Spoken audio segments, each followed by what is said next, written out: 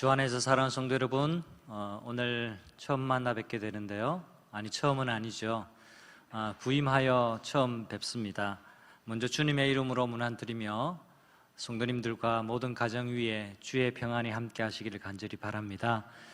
말씀을 증거하기 전에 오늘 부임 첫날이어서 부임에 대한 소감, 또 인사 말씀을 한 2, 3분 말씀드리고 설교를 시작하도록 하겠습니다.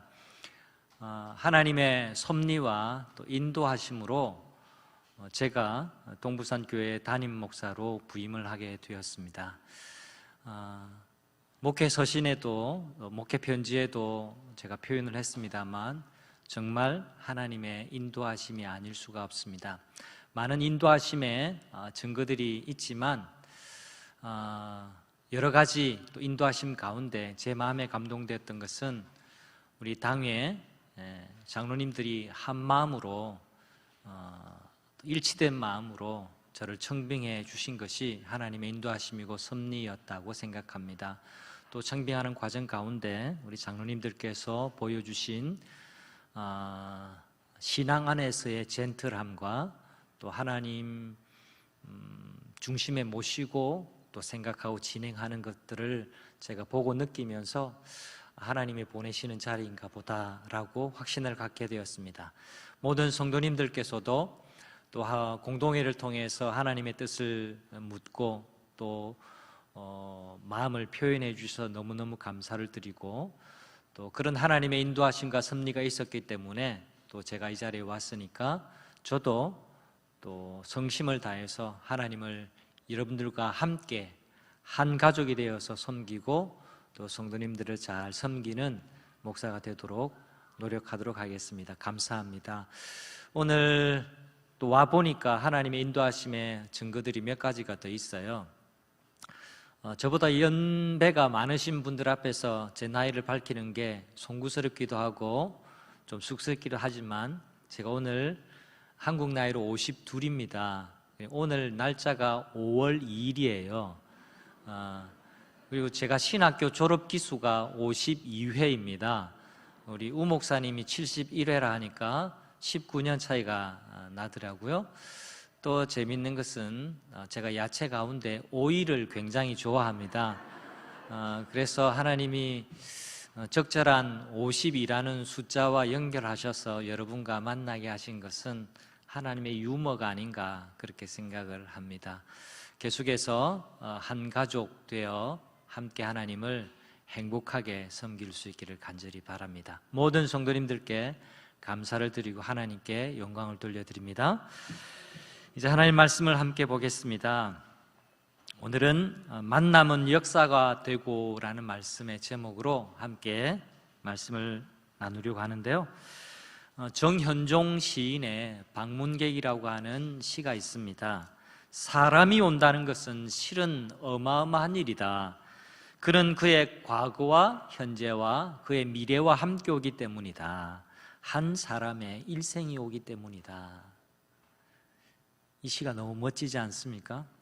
여러분, 제가 갑자기 등장한 것 같지만 저와 함께 저의 일생이 여러분 앞에 등장하게 된 겁니다. 일대 다수이기는 하지만 저는 다수로 보기도 하지만 성도님 한 분 한 분 뵐 때마다 동부산 교회를 사랑하셨던 그 과거와 현재 그리고 미래를 바라보는 마음으로 대하려고 합니다. 이 얼마나 어마어마한 일인지 모르겠습니다. 그래서 우리가 어떤 만남이든지 그 만남 속에 심어 놓으신 하나님의 의미 또 하나님의 계획이 얼마나 드라마틱한지 모르겠습니다. 그래서 매주일 우리가 만나지만 이런 어마어마한 일이 배후에 있다라는 것을 생각하고 만나면 우리가 더 반갑고 의미 있게 기쁘게 만나는 것이 아닐까 생각을 합니다. 지금으로부터 107년 전의 이야기입니다. 1914년 미국 감리교 선교부에서 파송을 받은 여선교사 한 분이 계셨습니다. 그분이 한국에 그때는 조선이죠. 조선에 도착해서 공주에서 선교 활동을 펼쳤는데요. 주로 학교를 세우고 또 학교를 통해서 우리 전도하는 그런 일들을 했습니다. 이분이 공주에서 천안 병천, 굉장히 거리가 먼데요, 백리 안에 있는 지역입니다. 천안 병천에 가서 전도 활동을 하다가 어린 소녀 유관순을 만나게 됩니다. 근데 만났는데 눈빛이 얼마나 초롱초롱하든지, 그리고 성격이 얼마나 똑부러든지 이 여선교사의 마음에 쏙 들었습니다.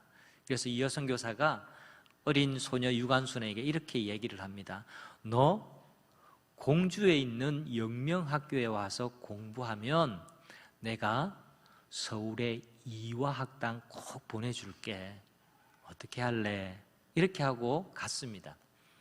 어린 유관순이, 아니 그 전에 이 당시의 이화학당은 이제 오늘날의 이화여대인데요,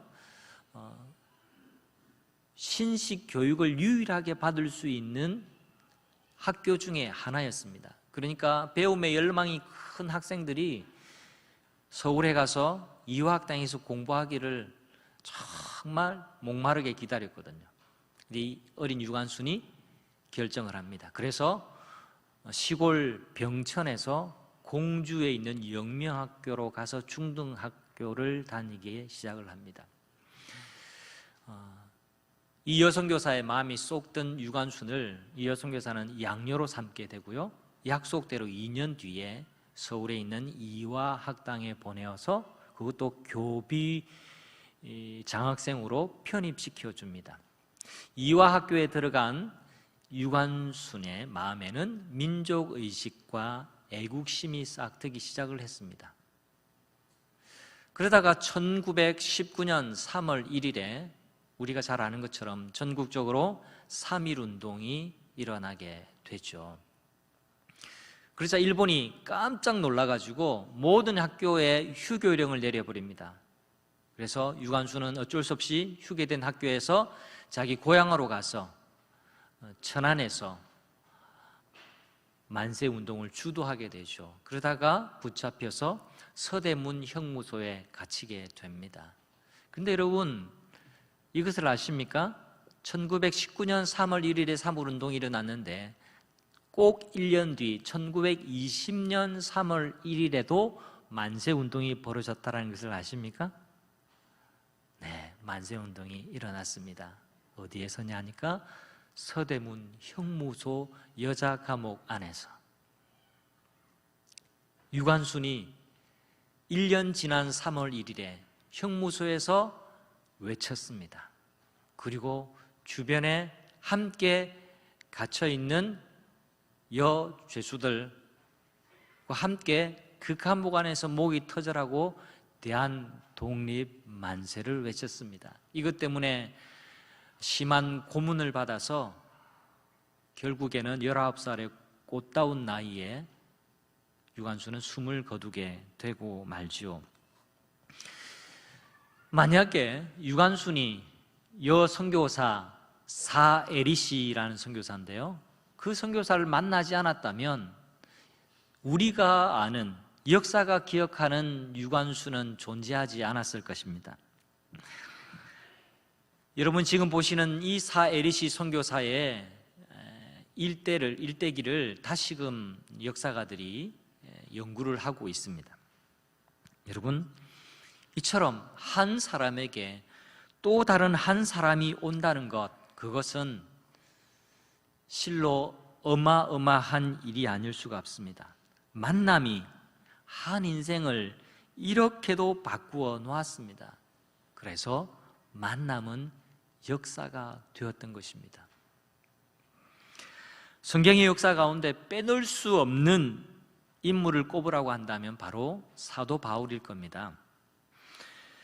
이 사도 바울이 없었다고 한다면 신약 성경의 절반은 우리에게 주어지지 않았을 것입니다.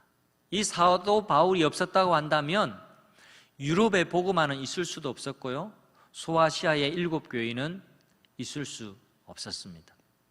그만큼 중요한 인물이 사도 바울인데, 이 사도 바울의 전환점이 되는 사도행전 9장 이야기를 우리가 함께 읽었습니다.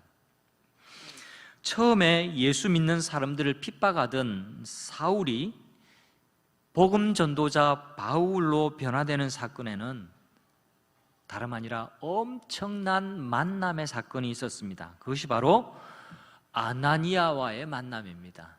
오늘 저는 이 아나니아와의 만남 속에 심어놓으신 하나님의 뜻이 무엇인지를 여러분과 함께 생각해 보려고 합니다. 이들의 만남은 교회의 놀라운 역사가 되었습니다. 바울이 아나니아를 만나면서 눈을 뜨게 되고 세례를 받게 된 이야기를 살펴보면서 하나님은 오늘날 우리에게 무엇을 원하는지를 오늘 두 가지만 함께 생각해 보고자 합니다. 첫 번째는 하나님은 우리와 날마다 친밀해지기를 원하고 계세요. 여러분, 아나니아는 어떤 사람일까요? 먼저 구분하셔야 할 것은 사도행전 4장에 등장하는 아나니아와 삽비라 부부에서 나오는 남편 아나니아는 아닙니다. 동명이인일 뿐이지 같은 사람은 아닙니다. 여기 사도행전 9장에 단 한 번 등장하고 그 다음에는 성경의 역사 무대에서 사라지게 되는 그런 인물이에요. 10절에 보시면 그를 성경은 아나니아라 하는 제자라고 소개합니다.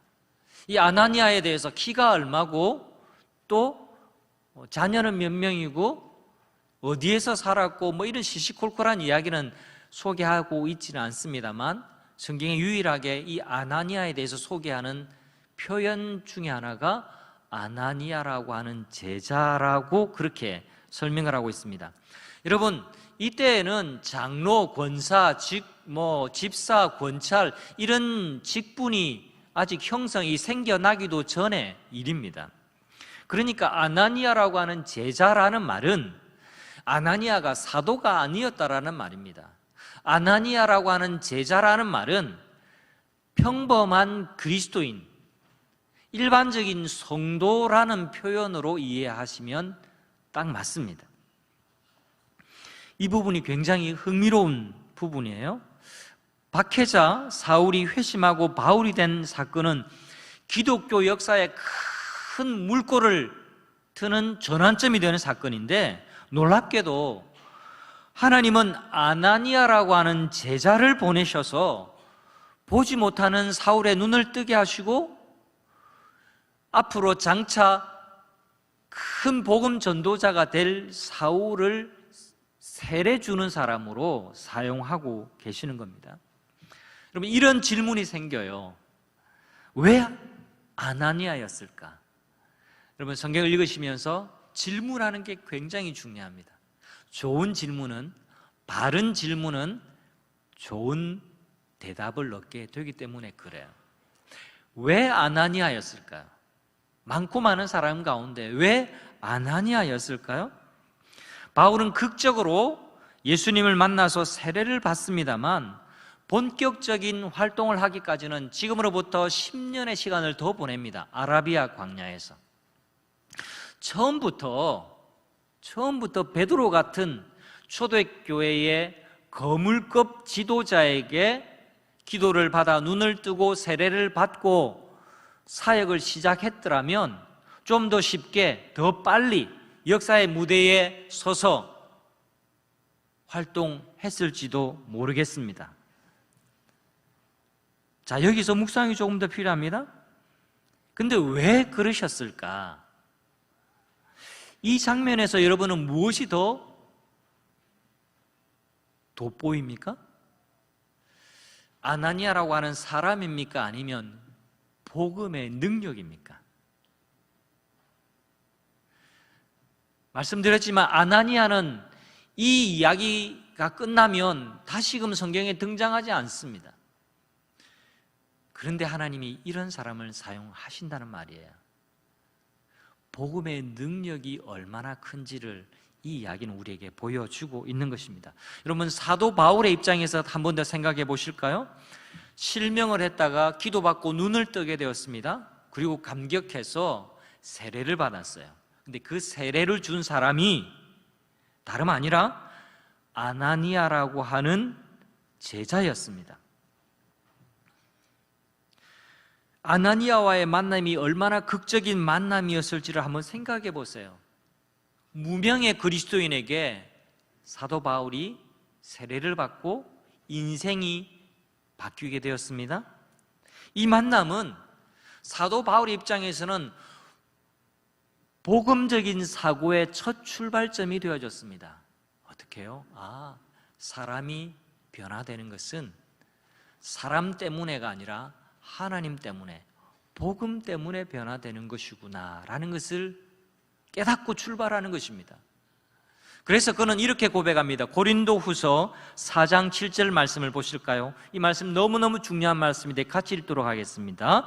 우리가 이 보배를 질그릇에 가졌으니 이는 능력의 힘이 큰 것이 하나님께 있고 우리에게 있지 아니함을 알려 함이라. 아멘. 이 보배를 질그릇에 가졌대요.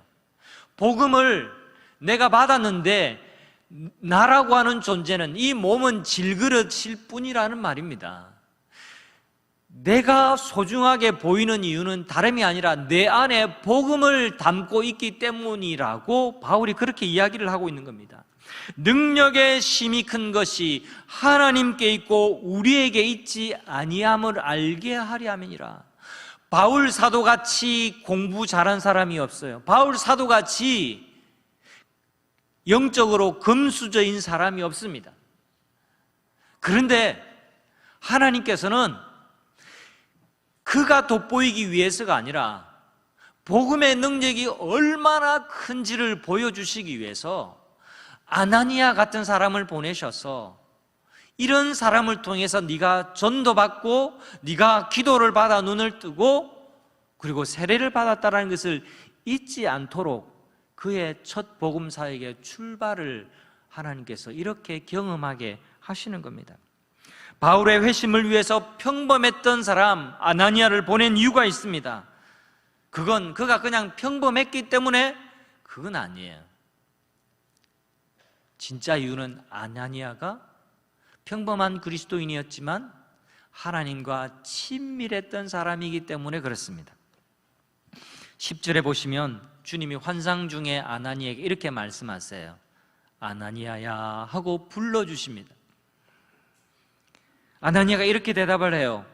주님, 여기 있습니다 라고 말합니다. 한번 따라해 주실까요? 주님, 여기 있습니다. 주님, 제가 여기 있습니다 라고 대답을 합니다. 여러분, 이 짧은 주님과의 대화를 그냥 지나치지 마시고 잠깐 머물러서 묵상을 이어가시기를 바랍니다. 주님, 아나니아야 하고 불러주세요. 주님, 제가 여기 있습니다 라고 대답을 해요. 여러분, 이 성경의 흐름이 너무나 자연스러워요. 근데 비교해 보시면 사울아 사울아 부를 때 사울이 뭐라고 이야기했습니까? 누구십니까? 주님 누구십니까? 라고 불러요. 누구보다도 율법을 잘 알고 누구보다도 유대교의 정통 가운데 있었지만 주님을 만나지 못하니까 주님과 대화가 자연스럽지를 않아요.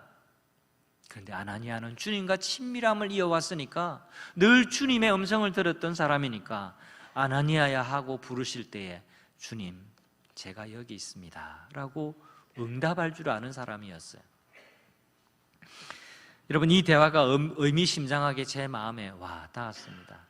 여러분, 주님께서 여러분의 이름을 불러주실 때에, 일상을 살아갈 때에, 성령님께서 여러분 마음속에 감동을 주실 때에, 또 여러 가지 사인을 주실 때가 분명히 있습니다. 그럴 때마다 주님, 제가 여기 있습니다 라고 민감하게 주님의 인도하심에 경청하고 인도하심을 따라가는 여러분 되시기를 축원합니다. 여러분, 나는 하나님과 친한가? 나는 하나님과 친밀한가? 날마다 자신에게 되물어 봐야 됩니다. 대주교의 죽음이라는 글에 보면 이런 한 토막의 이야기가 나와요. 여러분, 대주교가 어떤 분입니까? 성직자 중에 성직자죠. 늘 예배당을 지키는 사람이고 말 그대로 성직을 감당하는 사람이었습니다. 습관처럼 어느 날 밤에도 성당에 들어가 기도를 하기 시작했습니다. 늘 똑같은 기도를 반복했죠. 그래서 그 날도 언제나 시작하는 기도문처럼 오 전능하신 하나님 아버지 하고 이렇게 기도를 했습니다. 그런데 그날은 다른 날과 다르게 갑자기 신비한 음성이 귀에 들리기 시작했습니다. 그래, 무슨 일이냐 하고 하늘에서 음성이 들렸던 겁니다. 근데 여러분, 그 소리를 듣자 대주교가 너무 놀라서 그냥 심장마비로 죽어버리고 말았습니다. 여러분, 평생을 기도했던 대주교지만 하나님과 친밀하지 못하니까 하나님 음성으로 말씀하실 때 너무 놀라서 죽어버렸다, 이렇게 이야기로 비틀어서 그 글은 남기고 있는 겁니다. 성도 여러분, 하나님과 친하십니까? 여러분, 주일 신앙이 아니라 매일 신앙으로 살아가는 여러분들 되시기를 간절히 바랍니다. 여러분, 주일 예배 잘 오셨습니다. 정말 잘 오셨습니다. 주일 예배는 목숨처럼 지키고 살아야 됩니다. 네. 근데요, 주일 예배는 시작이지 끝이 아니라는 것을 꼭 기억하시기를 바랍니다. 영상으로 예배를 드리는 성도 여러분, 어디에 있든지 하나님과 동행하는 매일 신앙으로 이 한 주간도 꼭 살아가시기를 축복합니다. 여러분, 주일 월 화 수 목 금 토 이렇게 한 주간이 시작된다는 것을 꼭 기억하십시오. 그래서 주일 예배는 한 주간의 시작입니다. 하나님과의 관계에 첫 주춧돌을 놓는 거예요. 그리고 일주일을 우리가 주 안에서 매일매일 주님과 친밀하게 동행하면서 사는 겁니다. 그리고 또다시 한 주일을 주일 예배로 시작하게 되는 것이죠. 주일 받은 은혜 가지고 일주일을 살려고 하지 마시기를 바랍니다.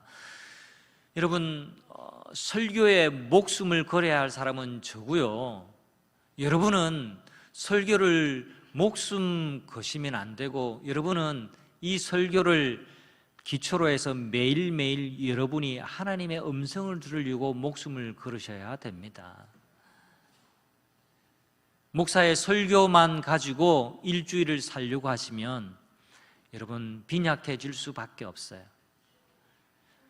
예배에 나와서 감격으로 예배를 드린 이 감격의 힘을 가지고 여러분 날마다 주님 주시는 은혜의 바람을 맞아서 세상 속으로 나아가고 거기서 승리한 여러분 되시기를 간절히 바랍니다. 여러분, 매일의 양식을 하늘로부터 받아야 합니다. 하늘의 양식 만나는 한꺼번에 받아서 쌓아놓고 먹는 양식이 아니었습니다. 매일매일 거두어가고 매일매일 받아서 매일매일 조리해 먹어야 되는 것이 하늘의 만나였습니다. 우리가 신앙생활하는 것도 마찬가지예요. 매일매일 주의 음성을 듣고 매일매일 주의 인도하심을 받아 사는 것, 그것 매일 신앙이 진짜 우리가 걸어가야 할 신앙의 길이라는 것을 기억하십시오. 요한계시록 3장 20절 말씀, 볼지어다 내가 문 밖에 서서 두드리노니 누구든지 내 음성을 듣고 문을 열면 나는 그로 더불어 들어가 먹고 그는 나로 더불어 먹으리라 말씀하십니다. 여러분, 더불어 먹으신대요. 이게 무슨 말입니까? 동행하신다는 말입니다. 여러분, 친하지 않는 사람과 함께 밥 먹지 않습니다. 함께 더불어 먹는다라는 것은 가까이 함께 생활한다라는 것입니다. 주님이 원하시는 것, 7교회 가운데 그리고 오늘날 우리 교회인 성도들에게 주시는 말씀이기도 합니다. 마음문을 열고 주님 두드리시는 그 노크를 듣고 문을 열어서 주님을 날마다 영접하면서 사는 것, 그리고 주님이 내 속에 들어와서 더불어 먹으시고 나도 주님과 더불어 먹는 그것이 진짜 신앙생활이에요. 주님은 여러분과 친밀해지기를 원하신다는 것을 기억하시기를 바랍니다. 하나님은 하나님과 친밀한 사람을 통해서 하나님이 원하시는 일을 이루어 가시는 겁니다. 아나니아가 사울에게 보냄을 받은 이유는 찾는다면 바로 하나님과 친밀했던 사람이기 때문에 그렇습니다. 두 번째 우리가 생각해 볼 것은요, 하나님은 우리를 새로운 차원의 길로 인도하신다라는 겁니다. 여러분, 신앙생활을 기대감 없이 하지 마시고 기대감 충만으로 해 가시기를 부탁드립니다. 기대하고 오세요. 그리고 이 한 주간을 기대하시기를 바랍니다. 하나님은 우리를 새로운 차원으로 날마다 이끌고 가십니다. 그런데 그 새로운 차원은요, 우리가 순종할 때 열린다라는 사실을 꼭 기억하십시오. 아나니아도요, 처음부터 순종할 줄 몰랐어요. 사울이 얼마나 극렬하게 박해를 하고 다니는지 소문이 자자했기 때문에 그렇습니다.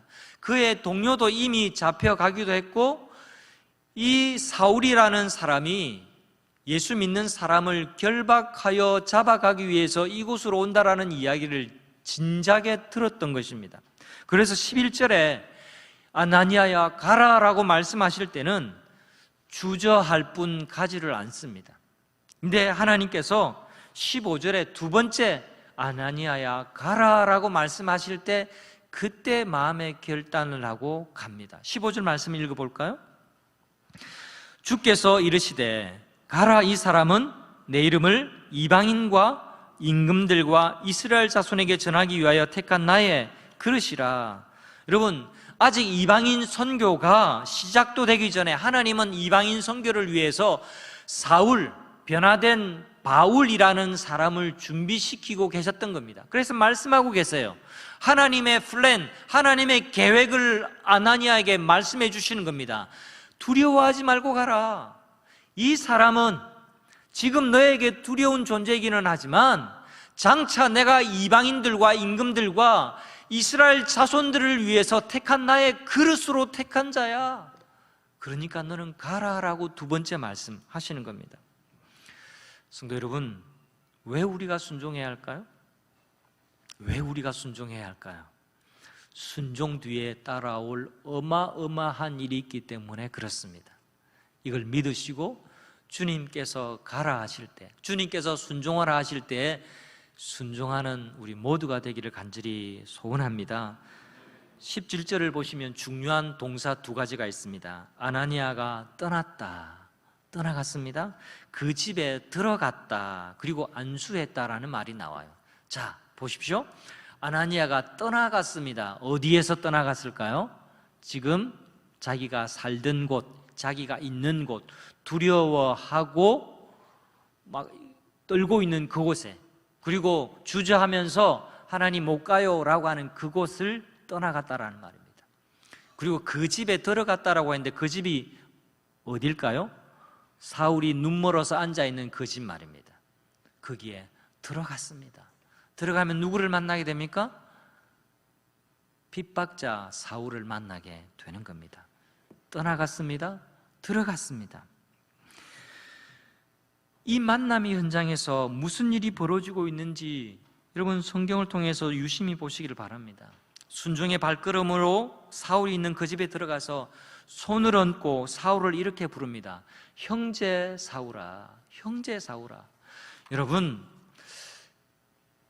단순하게 지나쳐 읽어야 할 본문이 아닙니다. 형제 사울아. 자, 다시 생각해 보십시오. 지금 아나니아에게 있어서 이 사울은 두려운 존재였습니다.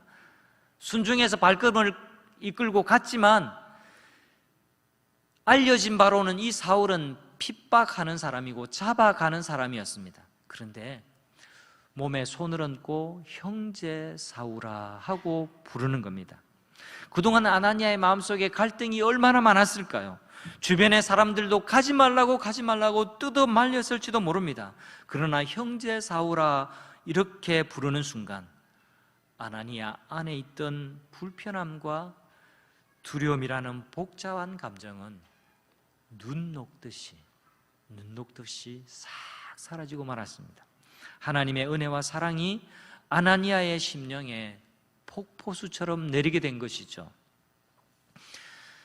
여러분, 아나니아의 순종을 유심히 볼 필요가 있습니다. 여러분, 순종이라는 말은 원어로는요 휘파쿠오라는 말이에요. 휘포라는 말과 아쿠오라는 말이 더해져서 생긴 말인데요, 위로부터 듣는다라는 뜻이 바로 순종이라는 뜻이에요. 성도 여러분, 우리가 살다 보면 마음에 두려움 또 갈등이 생길 때가 있지 않습니까? 여러분, 그럴 때마다 순종을 기억하십시오.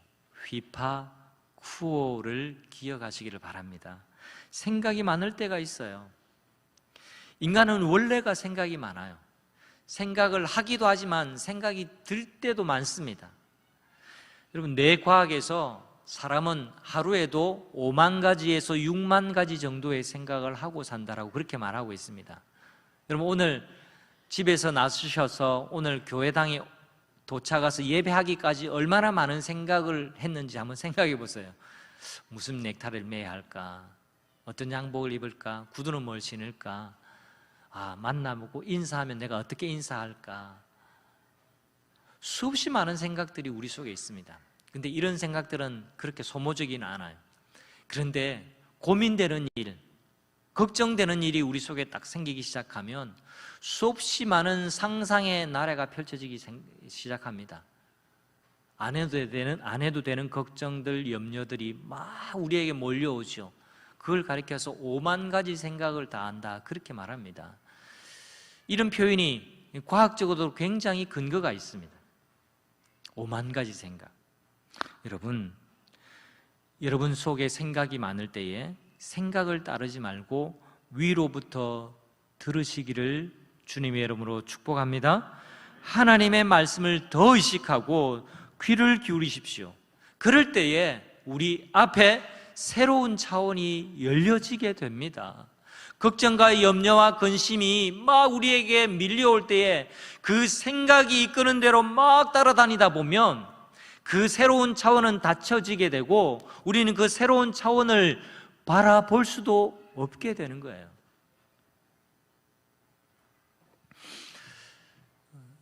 이사를 와서 지금 집과 목양실을 정리 중에 있는데요, 목양실에 책을 아직 이렇게 쌓아놓고 일부는 꽂아놓고 해서 책을 제가 찾지를 못했는데요, 책 하나를 여러분에게 소개해 드리려고 합니다.